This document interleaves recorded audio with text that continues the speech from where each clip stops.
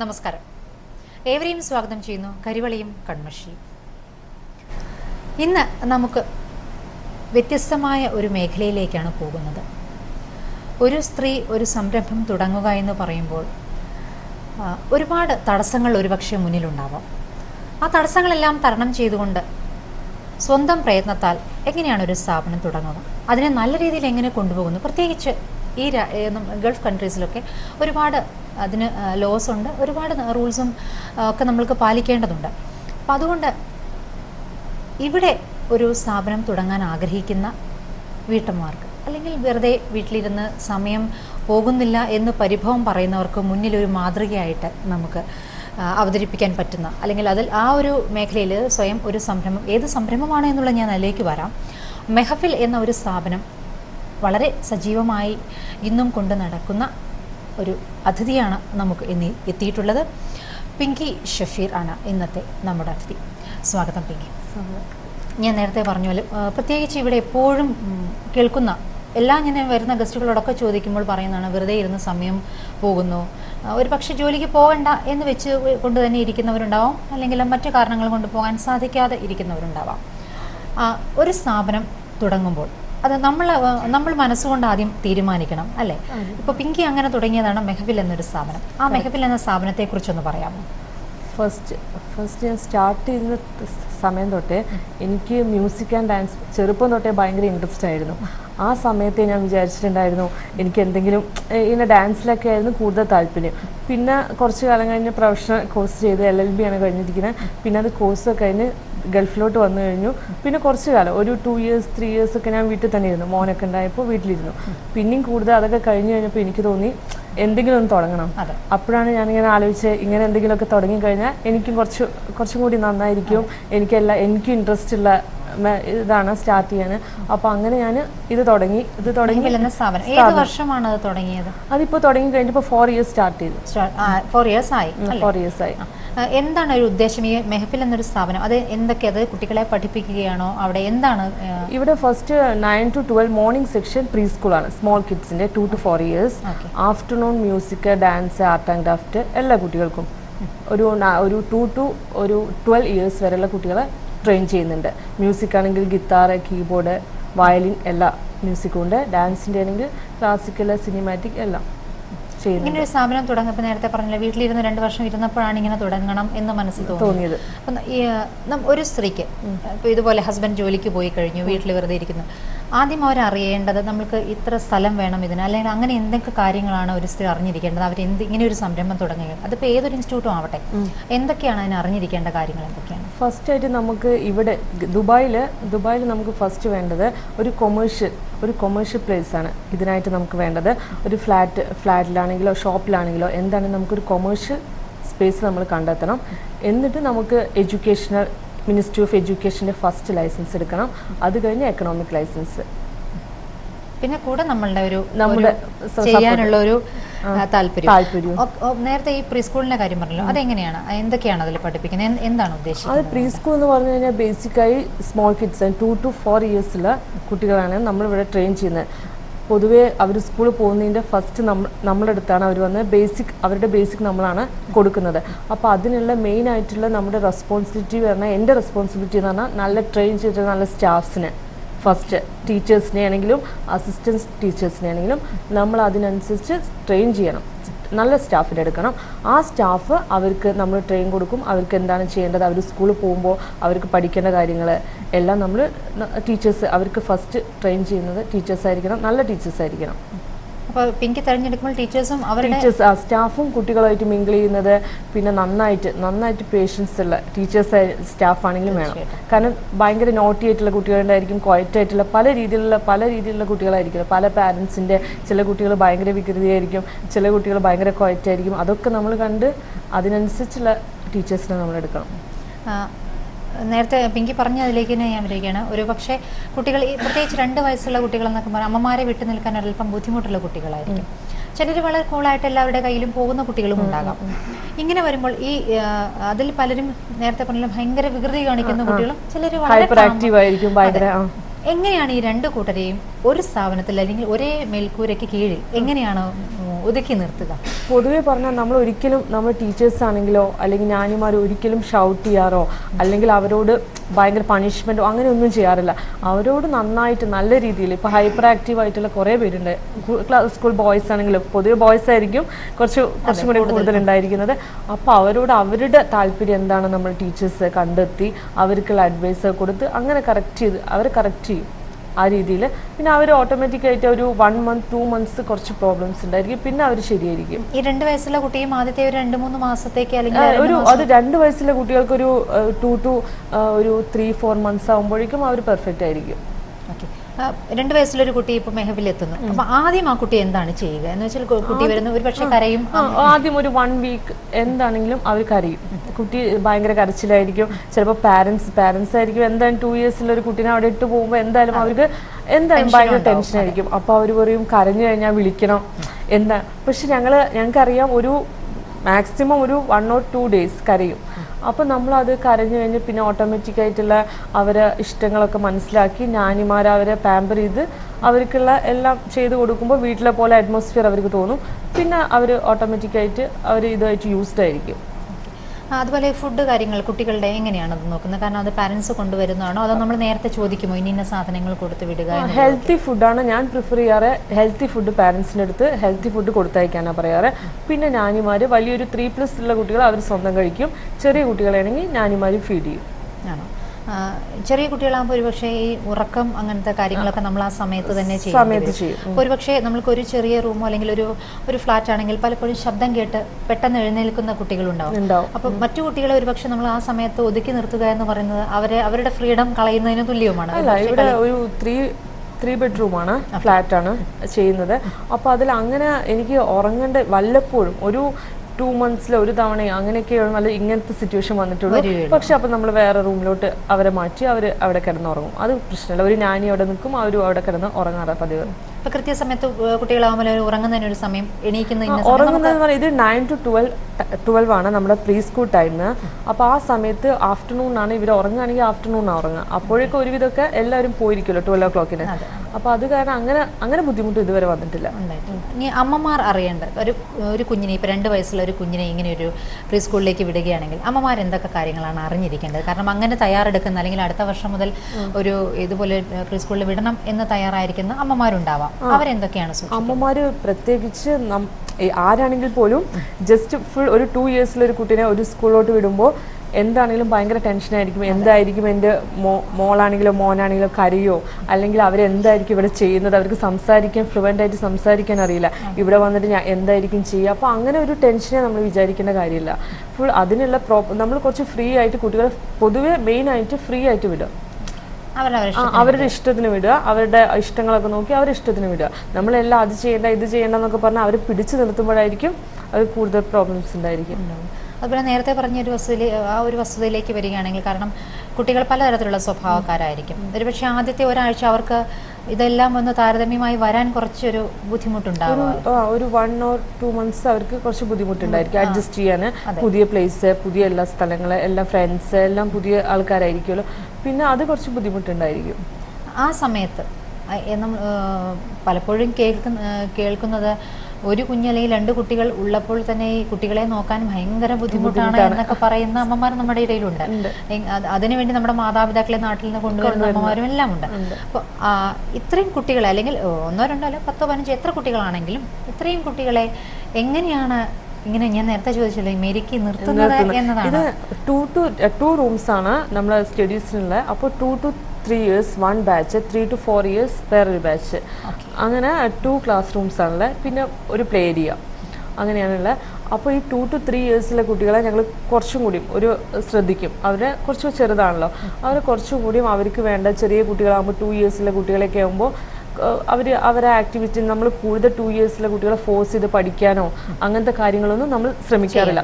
അവർക്കിപ്പോൾ കളിക്കണം പ്ലേ ചെയ്യണം എന്ന് പറയാം, ഓക്കെ, അതിനനുസരിച്ച് നമ്മൾ അങ്ങനെ അവരുടെ ഇഷ്ടത്തിന് കുറേ നിൽക്കും. അങ്ങനെ ഒരു 2-3 months അങ്ങനെ കംപ്ലീറ്റ് ചെയ്യുമ്പോൾ അവർ ഓക്കെ ആയിരിക്കും. അവർക്ക് പിന്നെ ഇവിടെ ഹാപ്പി ആയിരിക്കും. അവർക്ക് പിന്നെ എപ്പോഴും ഫ്രൈഡേ അടക്കം പല പാരൻസും പറഞ്ഞിട്ട് ഫ്രൈഡേ സാറ്റർഡേ അവർക്ക് സ്കൂൾ വേണം, അവരെപ്പോഴും മോർണിംഗിൽ എഴുന്നേറ്റ് കരയാറുണ്ട്, സ്കൂളിൽ പോകണം എന്നൊക്കെ പറയാറുണ്ട്, ഫ്രണ്ട്സിനെ കാണണം എന്നൊക്കെ പറയും. പിന്നെ അതൊക്കെ ഓട്ടോമാറ്റിക്കായിട്ട് അവരുടെ ഫ്രണ്ട് സർക്കിളിൽ അവർ ഹാപ്പി ആയിരിക്കും. വീട്ടിലുള്ള പോലെ ഇരിക്കില്ല. വീട്ടിൽ പാരൻസ് പാരൻസിന്റെ സ്ട്രിക്ട്നെസ്സും പിന്നെ പാരൻസിന് ഒരുപാട് ജോലി ഉണ്ടായിരിക്കും, അങ്ങനെ പല കാര്യങ്ങളും ഉണ്ടായിരിക്കും. അപ്പോൾ ഇവരത്ര ശ്രദ്ധിക്കാൻ പറ്റില്ലല്ലോ. ഇത് ഇവർക്ക് ഇവരെ ഫ്രണ്ട്സ് എല്ലാവരുമായിട്ട് മിങ്കിൾ ചെയ്യുമ്പോൾ ഓട്ടോമാറ്റിക്കായിട്ട് അവർ ഹാപ്പി ആയിരിക്കും കുറച്ച് കഴിയുമ്പോൾ.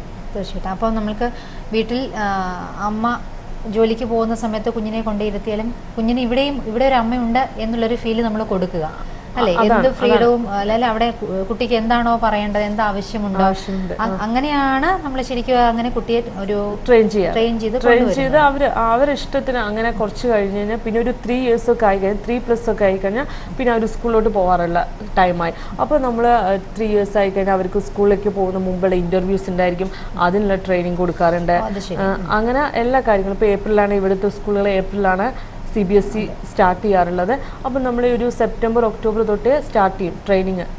ഇവിടുത്തെ ടീച്ചേഴ്സ് ട്രെയിൻ ചെയ്യും, ഏതൊക്കെ പിന്നെ എന്താ പറയുക ഏതൊക്കെയാണ് ഇൻ്റർവ്യൂവിന് വരാറുള്ള ക്വസ്റ്റ്യൻസ്, അങ്ങനെ എല്ലാം അവരെ പഠിപ്പിച്ച് അവരെ ട്രെയിൻ ചെയ്തെടുക്കും. പിന്നെ അവർ KG1 പോകുമ്പോൾ സെയിം ഞങ്ങളിവിടെ പഠിപ്പിച്ചു കൊടുക്കുന്ന സെയിം തന്നെയാണ് KG1 അവർക്ക് പഠിക്കുന്നത്. അപ്പോൾ അവർക്കത് അത്ര വലിയ ടഫായി തോന്നില്ല. എന്താണെങ്കിലും ഒരു 2 years അല്ലെങ്കിൽ 2.5 ആണെങ്കിൽ എന്താണെങ്കിലും ഏത് പ്ലേ സ്കൂളിൽ വിട്ടാലും നല്ലതാണ് കുട്ടികൾക്ക്.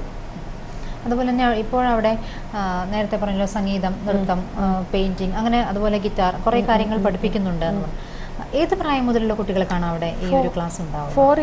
4+ ആണ് സ്റ്റാർട്ട് ചെയ്യുന്നത്. 4+ വോക്കൽ മ്യൂസിക് സ്റ്റാർട്ട് ചെയ്യുന്നു. പിന്നെ 5 years ആണെങ്കിൽ കീബോർഡ് ഗിറ്റാർ സ്റ്റാർട്ട് ചെയ്യുന്നത് 5 years ആണ്. അതിനുള്ള അധ്യാപകരെ എങ്ങനെയാണ്? സെപ്പറേറ്റ് ആയിട്ട് ഞങ്ങൾക്ക് ഓരോ സ്റ്റാഫിന് ഡാൻസിനാണെങ്കിലും മ്യൂസിക്കിനാണെങ്കിലും സെപ്പറേറ്റ് ആയിട്ടുള്ള ടീച്ചേഴ്സ് ഉണ്ട്. ഈ പ്രീ സ്കൂൾ എന്ന് പറയുമ്പോൾ അതിലെ കുട്ടികൾക്ക് എന്തിനോടൊക്കെ ആയിരിക്കും ഒരുപക്ഷെ താല്പര്യം? അവർക്ക് കളി എന്ന് മാത്രമേ അവരുടെ മനസ്സിൽ ചിലപ്പോൾ ഉണ്ടാവുകയുള്ളൂ. ആ സമയത്ത് സംഗീതമൊക്കെയുള്ള കുട്ടികൾ ഉണ്ടാവും? അല്ല, ആക്ച്വലി ഞങ്ങൾ ഒരു 11 to എല്ലാ ഡേയ്സും 11 to 12 അല്ലെങ്കിൽ 11 to 11:30 ഞങ്ങൾ മ്യൂസിക് അവരുടെ സോങ്സ് ഉണ്ടല്ലോ, മ്യൂസിക് ആൻഡ് ഡാൻസ് കളിക്കാറുണ്ട്. അപ്പോൾ ആ സമയത്ത് നമുക്കറിയാം ഡാൻസൊക്കെ സോങ്സ് പ്ലേ ചെയ്യുമ്പോഴേ ഡാൻസ് കളിക്കുന്ന ഇഷ്ടമുള്ള കുട്ടികളെയൊക്കെ അറിയാം. അവർക്ക് ഇഷ്ടം ചില കുട്ടികൾക്ക് വെറുതെ ഡാൻസ് കളിക്കാനും മ്യൂസിക്കിനൊക്കെ. പക്ഷേ ഈ പ്രായമുള്ള കുട്ടികളൊന്നും നമ്മുടെ ഈ കീബോർഡാണെങ്കിലോ ഗിറ്റാറിലാണെങ്കിലോ അങ്ങനത്തെ 4+ ആണ് നമ്മൾ എടുക്കുന്നത്. ഈ പ്രായമുള്ള കുട്ടികൾ, ചെറിയ കുട്ടികളെ പ്രീ സ്കൂളാണ് കോൺസെൻട്രേറ്റ് ചെയ്യുന്നത്. അതുപോലെ ഗിറ്റാറൊക്കെ ഏത് പ്രായത്തിലാണ് കൂടുതൽ കുട്ടികൾക്ക് അത് പഠിക്കണമെന്ന് തോന്നുന്നത്? 4+ എടുക്കുമെങ്കിലും പക്ഷെ ഒരു 7-8 ആണ് കുറച്ചുകൂടെ. ഏതിനോടാണ് കുട്ടികൾക്ക് താല്പര്യം? ഗിറ്റാറിനോടാണോ അല്ലെങ്കിൽ വയലിൻ അതുപോലുള്ള? ഇവിടെയുള്ള കുട്ടികൾക്ക് ഒരു 1 month കീബോർഡ് പഠിച്ചു കഴിഞ്ഞാൽ നെക്സ്റ്റ് മന്ത് ഗിറ്റാർ പഠിക്കണം, അങ്ങനെ ഒരു താല്പര്യം. അവർക്ക് എല്ലാം പഠിക്കണം ഒന്നിച്ച്, അങ്ങനെ പെട്ടെന്ന് കിട്ടണം എന്നുള്ള. അതുപോലെ തന്നെ നൃത്തമോടെ ക്ലാസ് ചെയ്ത് കൊടുക്കുന്നുണ്ട്. ഇപ്പോൾ December 6th ഷാർജ കൾച്ചറൽ സെന്ററിൽ വെച്ച് ഞങ്ങളുടെ ആനുവൽ ഫംഗ്ഷൻ ഉണ്ട് മെഹഫിലിന്റെ. അപ്പോൾ അതിനുള്ള ട്രെയിനിങ് ഇപ്പോൾ കൊടുത്തുകൊണ്ടിരിക്കുകയാണ്. ക്ലാസിക്കലാണെങ്കിലും പിന്നെ സിനിമാറ്റിക്, കീബോർഡ്, ഗിറ്റാർ, മ്യൂസിക് എല്ലാം ഒരു 100 കുട്ടികൾ പെർഫോം ചെയ്യുന്ന പ്രോഗ്രാമാണ്. December 6th Friday evening. അതിനുള്ള റിഹേഴ്സലും കാര്യങ്ങളും ഒക്കെ തകൃതിയായി നടക്കുന്നുണ്ട് വിചാരിക്കുന്നു. ഇവിടുന്ന് ഈ മെഹഫിൽ എന്ന സ്ഥാപനത്തിൽ നിന്ന് ഇറങ്ങി അല്ലെങ്കിൽ KG1 പോകുന്ന കുട്ടികൾ അല്ലെങ്കിൽ മറ്റ് പോകുന്ന കുട്ടികൾ പിന്നീട് എപ്പോഴെങ്കിലും തിരിച്ച് ഞങ്ങൾക്ക് ഇവിടെ തന്നെ പഠിച്ചാൽ മതിയായിരുന്നു എന്ന് ഒരുപാട് പാരൻസ് എന്നോട് ചോദിച്ചിട്ടുണ്ട്. നിങ്ങൾക്ക് KG1 എന്തുകൊണ്ട് ഇവിടെ എടുക്കായിരുന്നില്ല? കാരണം കുട്ടികൾ ഇവിടെ വേണം ഇതിലൂടെ പാസ് ചെയ്യുമ്പോൾ പറയും മെഹഫിൽ വന്നാൽ മതി. കാരണം സ്കൂളാകുമ്പോൾ കുറച്ചും കൂടി സ്ട്രിക്റ്റ് ഒക്കെ ഉണ്ടായിരിക്കുമല്ലോ, അത് കാരണം പറയാറുണ്ട് എല്ലാവരും. ജസ്റ്റ് എല്ലാവർക്കും കണ്ടിന്യൂ ചെയ്തപ്പോൾ എൻ്റെ അടുത്തുള്ള കുട്ടികൾ ഒരു 1 year വന്നവർ പിന്നെ 2 years കംപ്ലീറ്റ് 1.5 കംപ്ലീറ്റ് അവർ സ്കൂളിലോട്ട് പോകുമ്പോൾ മാത്രമേ പോകാറുള്ളൂ. ഏതായാലും എനിക്ക് തോന്നുന്നു പിങ്കി അന്വേഷിച്ചൊരു കോളർ എത്തിയിട്ടുണ്ട്, സംശയം ചോദിക്കാനായിരിക്കാം. ഹലോ. ഹലോ, എന്റെ പേര് സൗമ്യ എന്നാണ്. ഓക്കെ, ഓക്കെ പറയൂ. എന്റെ മകൻ ഇപ്പം ഈ നവംബറിൽ 2 years ആവുകയാണ്. ഓക്കെ, അപ്പൊ ഏത് പ്രായത്തിലാണ് ശരിക്കും പ്രീ സ്കൂളിൽ കുട്ടികളെ ചേർക്കേണ്ടത്? പ്രീ സ്കൂൾ സ്റ്റാർട്ട് ചെയ്യുന്നത് 2 to 4 years ആണ്. അപ്പോൾ 2 years ആണല്ലോ. എന്താ പേരെന്താ പറഞ്ഞേ? സൗമ്യ. 2 years ആണോ മോന്? ഈ നവംബറിൽ 2 years ആവുക ചെയ്യാം. ഓക്കെ. അപ്പോൾ നവംബർ കഴിഞ്ഞിട്ട് നിങ്ങൾ പ്രീ സ്കൂളിൽ ചേർത്തുന്നത് നല്ലതായിരിക്കും. അതെയോ? അത് 2 years തന്നെ ചേർക്കണമെന്നുണ്ടോ അല്ല ഇല്ല 3 ഇയേഴ്സിനേക്കാളും ബെറ്റർ 2.5 ആണെങ്കിലും കുഴപ്പമില്ല. 3 ഇയേഴ്സ് ആകുമ്പോൾ അവർ 3+ ആകുമ്പോഴേക്കും സ്കൂളിലേക്ക് പോകാനുള്ള സമയമായിരിക്കുമല്ലോ. ഒരു മിനിമം 1 ഇയർ ഗ്യാപ്പ് എങ്കിലും വേണം.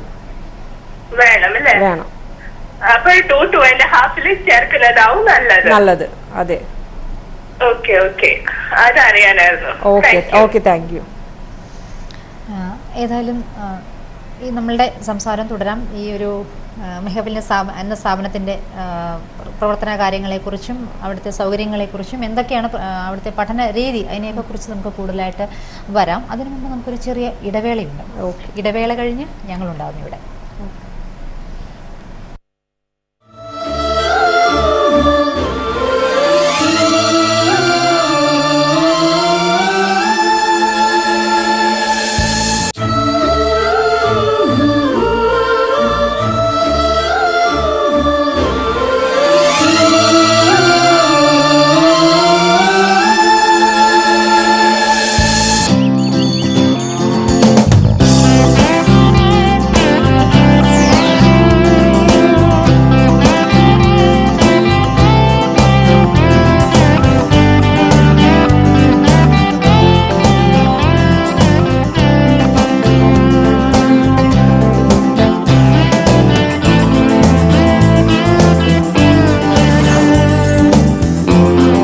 Al Rawabi, today's milk, today.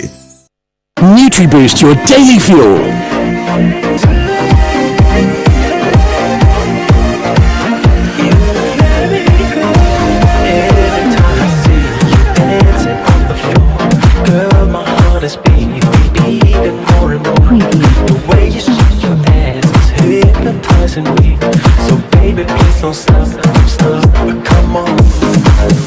NutriBoost, the delicious new probiotic laban from Al Rawabi, enriched with vitamins, minerals and oats.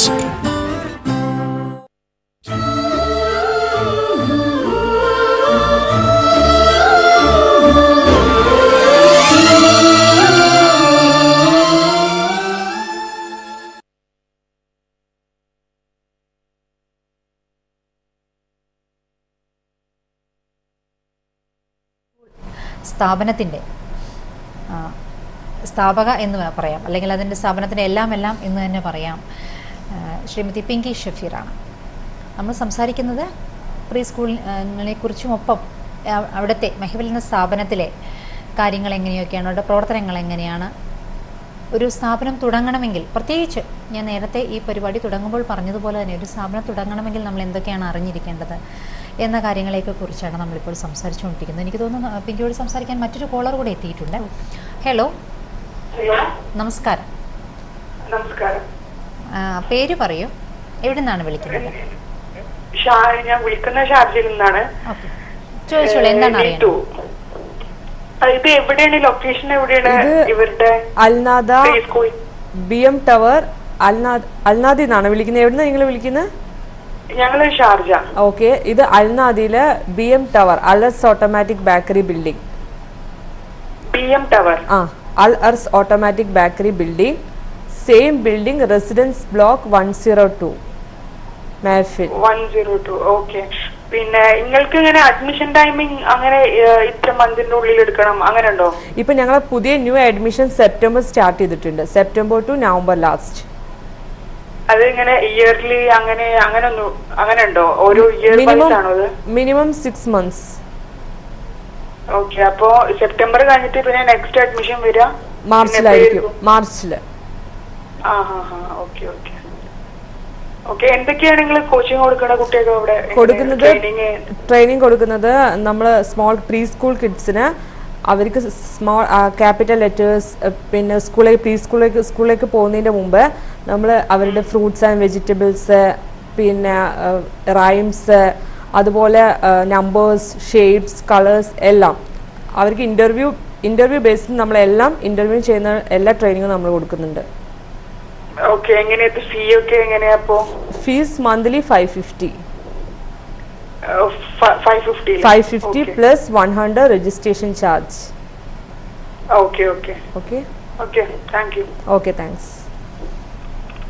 നേരത്തെ ഞാൻ പറഞ്ഞ ഒരുപാട് അമ്മമാർ കുട്ടികളെ എവിടെയാണ് ചേർക്കേണ്ടത്, അല്ലെങ്കിൽ എന്താണ് കുട്ടികൾക്ക് കൊടുത്ത് നമ്മൾ അടിസ്ഥാനം ഉണ്ടാക്കി കൊടുക്കേണ്ടത് എങ്ങനെയാണെന്ന് പലർക്കും സംശയമുണ്ട്. നമ്മൾ നേരത്തെ സംസാരിച്ചിരിക്കുന്നതിൽ തിരിച്ചു വന്നാൽ പല അമ്മമാർക്കും അല്ലെങ്കിൽ മാതാപിതാക്കൾക്ക് കുട്ടികൾ ഒരു ഡാൻസർ ആവണം താല്പര്യം, പക്ഷേ കുട്ടിക്ക് താല്പര്യം ഒരു പക്ഷേ പാട്ടിനോടോ അല്ലെങ്കിൽ പെയിന്റിങ്ങിനോടോ മറ്റെന്തെങ്കിലും ആയിരിക്കും. അങ്ങനെ ഒരു കോൺഫ്ലിക്റ്റ് എപ്പോഴെങ്കിലും മെഹഫിൽ എന്ന സ്ഥാപനത്തിൽ അല്ലെങ്കിൽ പിങ്കിക്ക് തോന്നിയിട്ടുണ്ട്? ഒരുപാട് തവണ തോന്നിയിട്ടുണ്ട്. കാരണം പാരൻസ് വരുമ്പോൾ കുട്ടികളോട് ചോദിക്കുമ്പോൾ കുട്ടികളുടെ ഡാൻസ് അവർക്ക് താല്പര്യമില്ല എന്ന് പറയും, അവർക്ക് മ്യൂസിക്കിന്. പക്ഷെ പാരൻസ് പറയും, അമ്മ പറയും അല്ലെങ്കിൽ അച്ഛൻ പറയില്ല ഡാൻസ് മതി. അപ്പോൾ ഓരോരോ മ്യൂസിക്കാണ്. പക്ഷെ അവരെ ഫോഴ്സ്ഫുള്ളി അതൊരു 1 വീക്ക് ആയി കഴിഞ്ഞാൽ അവർ പറയും താല്പര്യമില്ല എന്നുള്ള. പാരൻസ് ഇവിടെ വന്ന് പറയും അവർ മോള് വരുന്നില്ല, മോൾക്ക് തീരെ താല്പര്യമില്ല.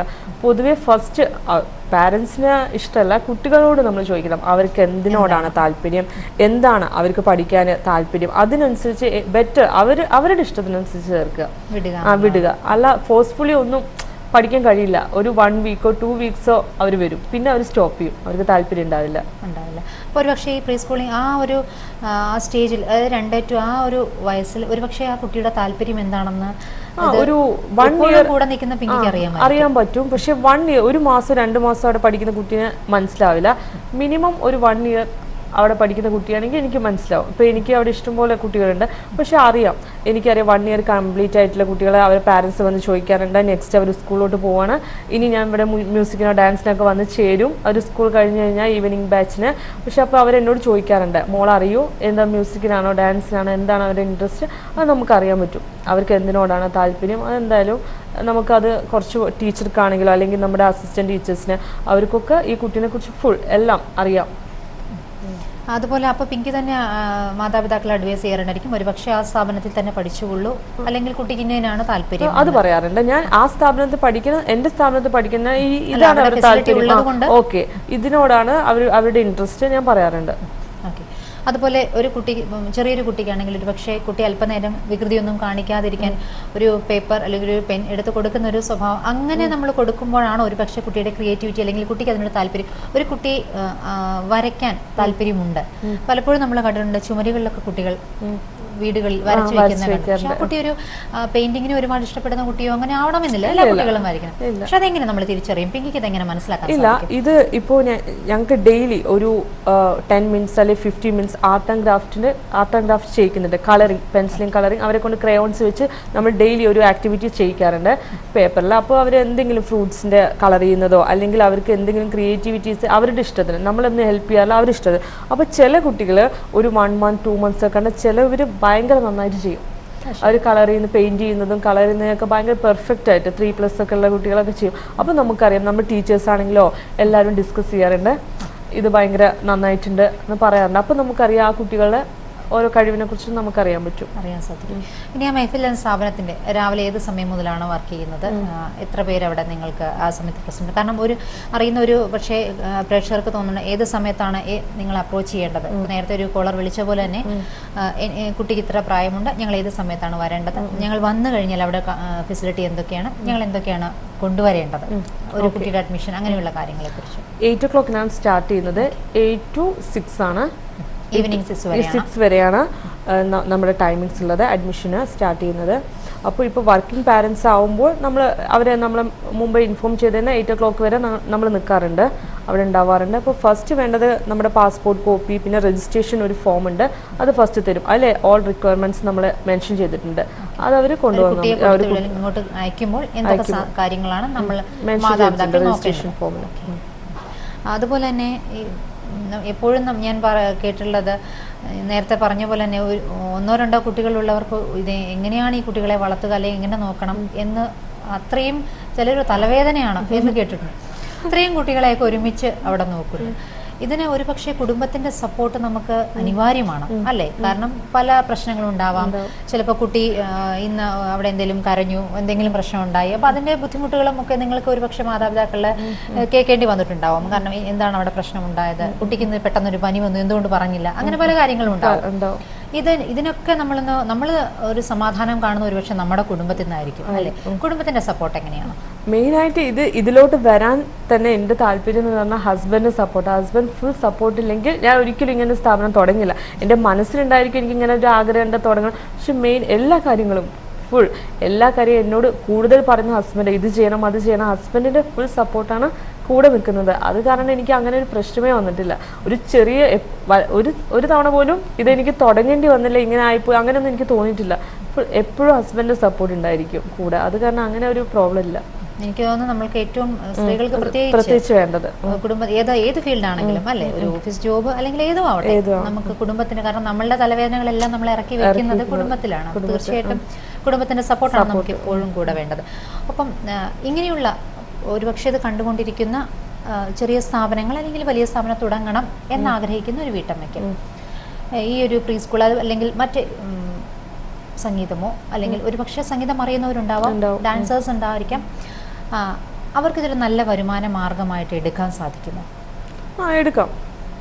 ഒരു സ്ഥാപനം തുടങ്ങിക്കഴിഞ്ഞാൽ നേരത്തെ പറഞ്ഞ പോലെ രജിസ്ട്രേഷൻ കാര്യങ്ങളൊക്കെ പറഞ്ഞു കഴിഞ്ഞു, അതിന് വേണ്ട കാര്യങ്ങൾ എന്തൊക്കെയാണെന്നുള്ള പറഞ്ഞു. അത് കഴിഞ്ഞാൽ നമുക്ക് നമ്മളുടെ ഒരുപക്ഷെ ഈ ഫ്ലാറ്റ് അതിനുള്ള അംഗീകാരം നേടണമായിരിക്കും അല്ലേ?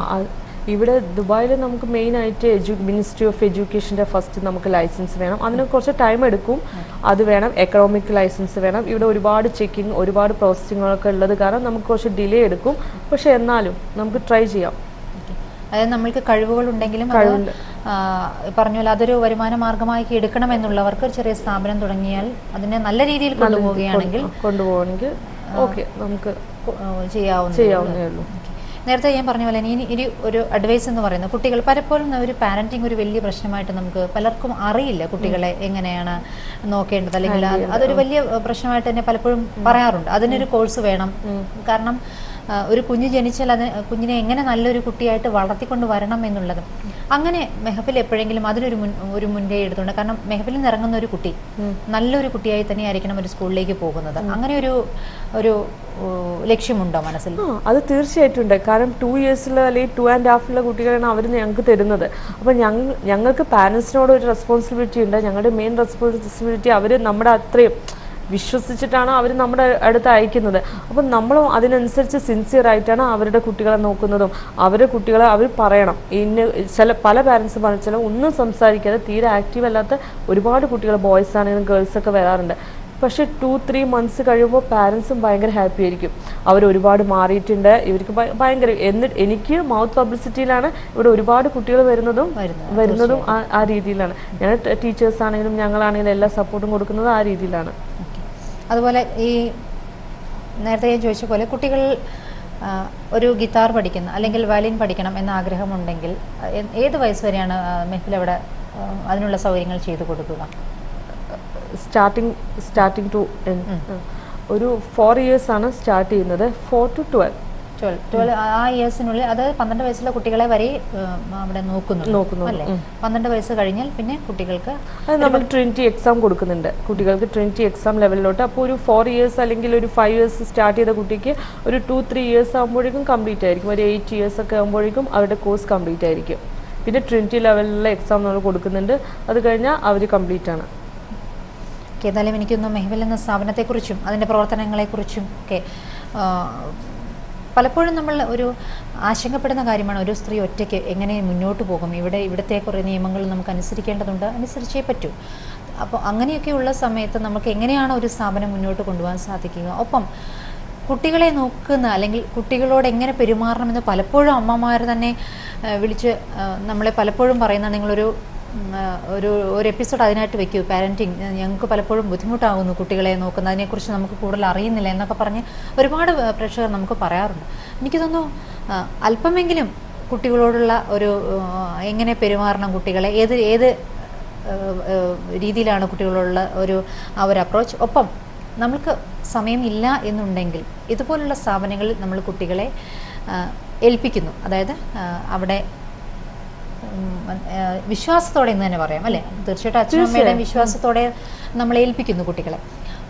അങ്ങനെ ഏൽപ്പിക്കുമ്പോൾ നമ്മൾ എന്തൊക്കെ കാര്യങ്ങളാണ് ശ്രദ്ധിക്കേണ്ടത്? ഒപ്പം പൂർണ്ണമായും നമുക്ക് വിശ്വസിച്ചുകൊണ്ട് ഏൽപ്പിക്കാൻ പറ്റുമോ ഇല്ലയോ? എനിക്ക് തോന്നുന്നു പിങ്കി ഇത്രയും സമയം പറയുമ്പോൾ തന്നെ നമുക്ക് മനസ്സിലാവും എങ്ങനെയാണ് പിങ്കിയുടെ കീഴിൽ അല്ലെങ്കിൽ പിങ്കിയുടെ സ്ഥാപനത്തിൽ എങ്ങനെയാണ് കുട്ടികൾ വരുന്നതും അവിടെ എങ്ങനെയാണ് കുട്ടികൾ പെരുമാറുന്നതും പുറത്തിറങ്ങുന്നതും ഏത് രീതിയിലായിട്ടാണ് എന്നുള്ളതൊക്കെ പിങ്കി തന്നെ നമുക്ക് വളരെ വിശദമായി തന്നെ പറഞ്ഞു തന്നു. ഏതായാലും പിങ്കി ഒരുപാട് സന്തോഷമുണ്ട് ഞങ്ങളോട് സഹകരിച്ചതിൽ. ഇത്രയും സമയം എനിക്കൊന്ന് വളരെ തിരക്കേറിയ സമയം കൂടെ, കാരണം നിങ്ങളുടെ December 6 നിങ്ങളുടെ ആനുവൽ ഫംഗ്ഷൻ നടക്കുന്നു അല്ലേ? അപ്പോൾ എല്ലാ ഭാവങ്ങളും നേരും തുടർന്നും ഇതുപോലുള്ള പ്രവർത്തനങ്ങൾ ഒരുപാട് വീട്ടമ്മമാർക്കും ഒപ്പം ഇതുപോലെ സ്ഥാപനങ്ങൾ തുടങ്ങണമെന്ന് ആഗ്രഹിക്കുന്നവർക്കും ഇതൊരു പ്രചോദനമാവട്ടെ. ഈ ഒരു പിങ്കിയുടെ ഒരു പ്രവർത്തനം അല്ലെങ്കിൽ പിങ്കിയുടെ ഒരു സജീവ ഒരു സാന്നിധ്യം ഒരു അവർക്ക് തന്നെ ഒരു പ്രചോദനമാവട്ടെ. ഏതായാലും വളരെ നന്ദി ഞങ്ങളോട് പ്രധാനം സഹകരിച്ചതിൽ. വീണ്ടും മറ്റൊരു വിഷയമായി കരിവിള ഇങ്ങനെ വിഷയമായി ഞാനുണ്ടാവും. അതുവരെ കാത്തിരിക്കുക. നമസ്കാരം.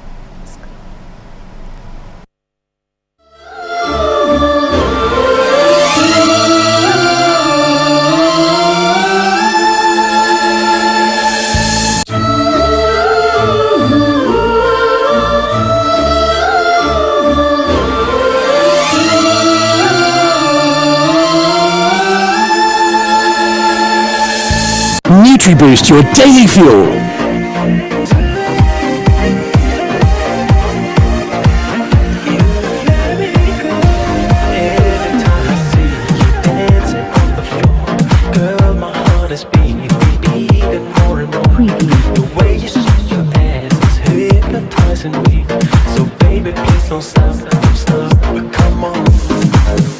NutriBoost, the delicious new probiotic laban from Al Rawabi, enriched with vitamins, minerals and oats.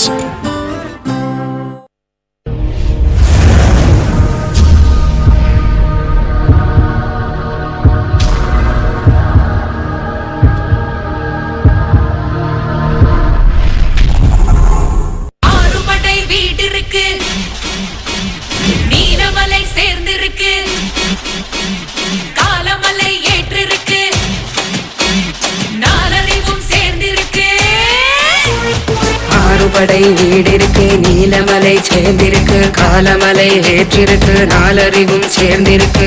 ஆற்றோரம் போற்றி ஆண்டவா, மாற்றாரே மாற்றி மாற்றி வா.